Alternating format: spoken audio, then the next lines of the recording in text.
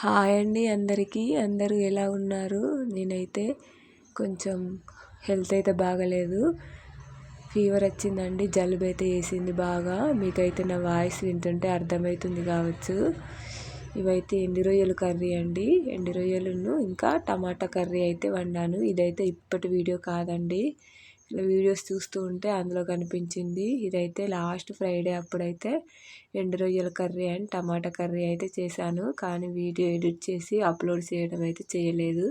ఎందుకంటే జలుబు అయిందని చెప్పాను కదా, బాగా చలి పెడుతుంది. మార్నింగ్ లేచి వర్క్ చేస్తే ఇలా అయిపోతుందండి. మార్నింగ్ 5కే లేస్తాను.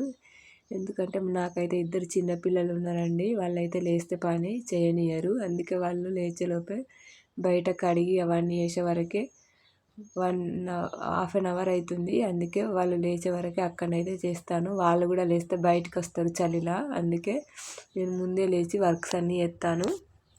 అందుకే జలుబు అయితే అయింది ఎర్లీ మార్నింగ్ రోజు 5కి లేవడం వల్ల. అందుకే వీడియోస్ అయితే చేయడం లేదు. ఇదైతే ఎండు రొయ్యలు టమాటా కర్రీ చాలా బాగుంటుంది. మీరైతే ఎలా వండుతారండి ఎండు రొయ్యలు? ఇంకా బీరకాయలు వేసి కూడా వండితే చాలా బాగుంటుంది ఎండు రొయ్యల కర్రీ. ఇంకా అలాగే సొరకాయలలో వేసి వండితే కూడా చాలా బాగుంటుంది. కానీ మా పిల్లలు తినరని ఇలా అయితే వండాను. టమాటా వేసి ఇలా వండితే టమాటా తినిపించచ్చు, ఇట్లా తీసుకుంటా అని చేశాను.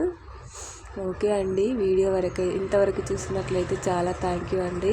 అలాగే వీడియో నచ్చితే ఖచ్చితంగా లైక్ ఇచ్చి సబ్స్క్రైబ్ చేసుకోండి ఛానల్ని. మా కరీంనగర్లో అయితే 9.7 ఉందట అండి. చలి అయితే బాగా పెడుతుంది. అసలు బయటికి రావస్తలేదు. 6-7 అయితేనే మేమైతే డోర్ పెట్టేసుకుంటున్నాం ఇంట్లోకి. మళ్ళీ మనైతే రేకులండి, చాలా బాగా అంటే ఫుల్ చలి అసలు. ఓకే అండి, రొయ్యల కర్రీ అయితే అయిపోయింది. థ్యాంక్ యూ అండి. Thank you for watching. Bye.